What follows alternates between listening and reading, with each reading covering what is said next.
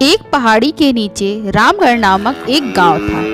गांव के सारे जानवर हरी घास खाने के लिए सुबह उसी पहाड़ी के ऊपर बसे जंगल में जाते और शाम होते होते घर वापस आ जाते थे। हर दिन की तरह लक्ष्मी नाम की एक गाय अन्य गायों के साथ उसी पहाड़ के जंगल में घास खाने के लिए गई थी। वह हरी घास खाने में इतनी ज्यादा प्रसन्न थी कि वह कब एक शेर की गुफा में पहुंच गई उसे पता तक ना चला। शेर अपनी गुफा में सो रहा था और वह पिछले 2 दिनों से भूखा भी था। जैसे ही लक्ष्मी शेर की गुफा में पहुंची, गाय की खुशबू से शेर की नींद खुल गई। वह धीरे धीरे गुफा से बाहर आया और गुफा के बाहर गाय को देखकर बहुत खुश हो गया। शेर ने मन ही मन सोचा कि आज उसकी 2 दिन की भूख मिट ही जाएगी। वह इस तंदुरुस्त गाय का ताज़ा मांस खाएगा और यह सोचकर उसने एक तेज दहाड़ लगाई।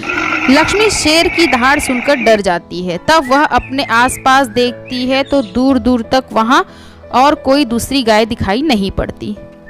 उस शेर ने लक्ष्मी को देखकर फिर से दहाड़ लगाई और लक्ष्मी से कहा, मुझे 2 दिनों से कोई शिकार नहीं मिल रहा था।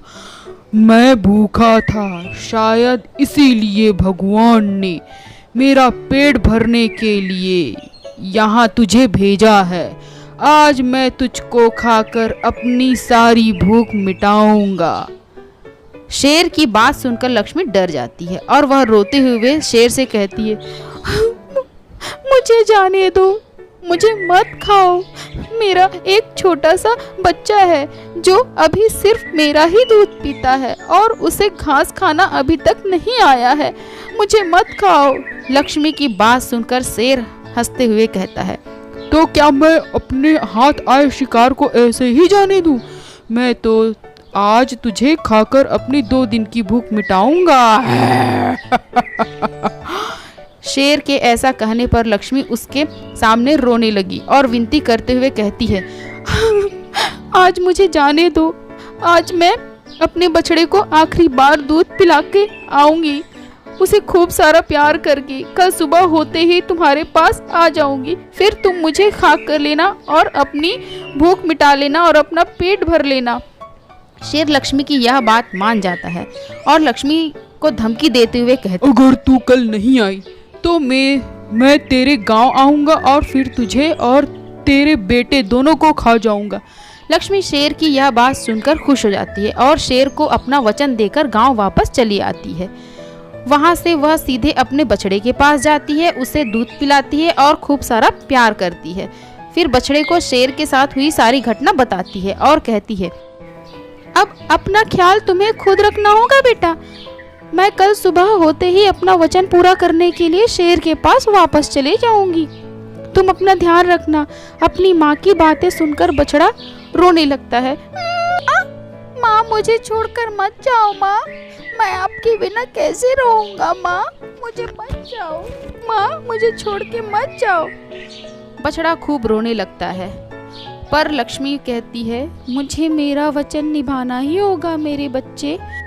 वह दूसरे दिन सुबह होते ही लक्ष्मी जंगल की तरफ निकल जाती है और शेर की गुफा के सामने पहुंचकर शेर से कहती है, मैंने अपना वचन अनुसार मैं तुम्हारे पास आ गई हूँ, अब तुम मुझे खा सकते हो।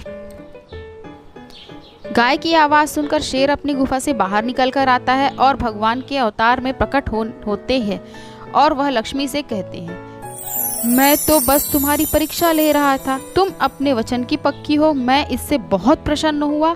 तुम अब अपने घर अपने बछड़े के पास वापस जा सकती हो।